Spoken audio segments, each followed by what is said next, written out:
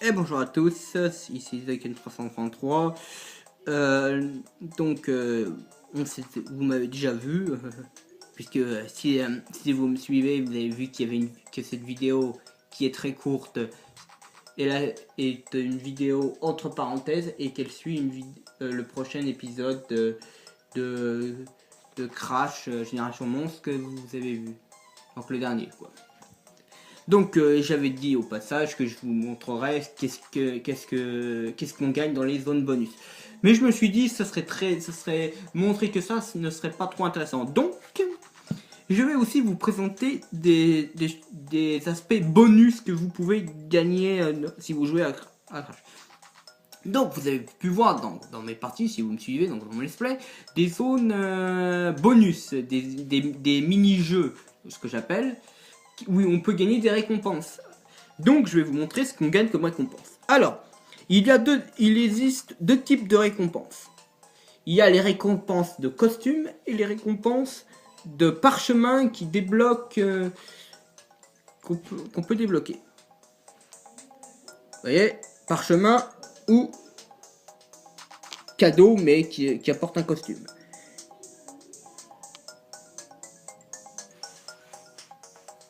Comme vous voyez, il y a 5. Yes. Ne faites pas attention à ça, c'est rien du tout. C'est rien du tout. C'est pas... Bon, bref. Les costumes. Donc, le costume de base, c'est le costume de Crash. Ensuite, vous pouvez débloquer le boxeur, qui a des attaques rapides plus puissantes. Le magicien, qui peut utiliser plus longtemps le pouvoir Mojo. Le costume Spike, qui fait grandir le premier monstre que vous débloquez plus rapidement. Le danseur du disco, qui a des attaques améliorées. Le chef, qui a plus de vie. L'électrique, donc qui augmente le monstre électrique. Le skater acrobate, qui peut, dont ses attaques tourbillons sont plus puissantes et plus longues. Le ninja, qui court plus vite. L'anus vicieux, bah, à votre avis, ça débloque ce monstre. Le lutteur. Le matador.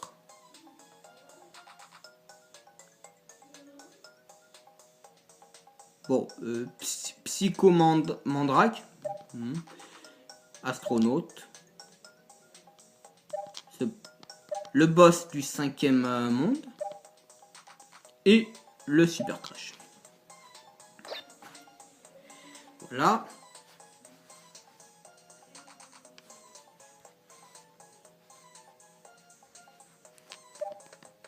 Ensuite, le monde. Voici les bonus.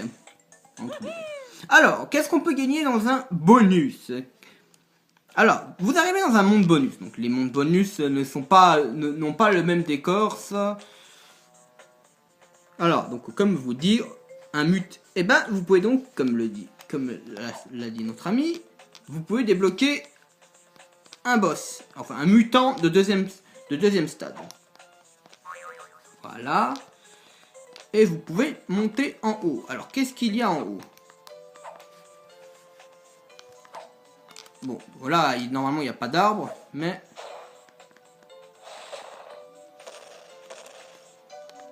Eh ben, vous pouvez récolter ça. Qui vous donne, donc, le mojo. Qui augmente votre pouvoir mojo. Alors, ensuite...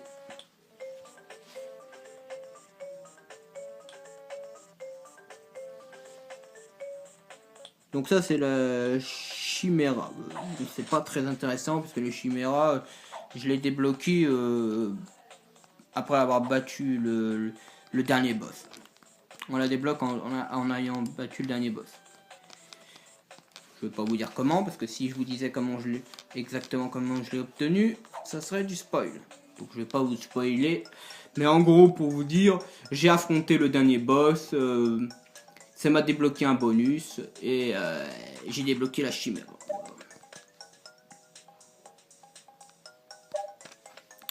Mais pour cette vidéo, on va devoir regarder, on va tout simplement regarder. Hop. Donc,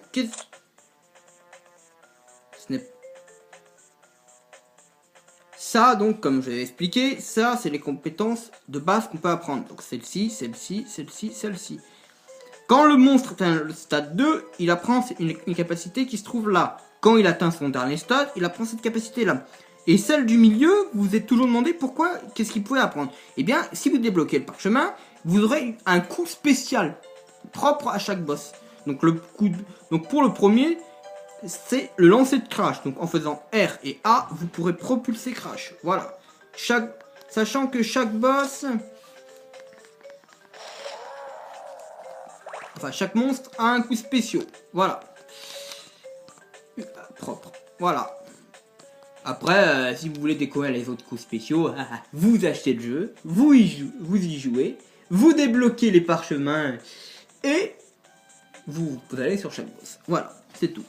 Donc cette vidéo se clôture maintenant. Il ne me reste plus qu'à vous souhaiter bonne fin de journée.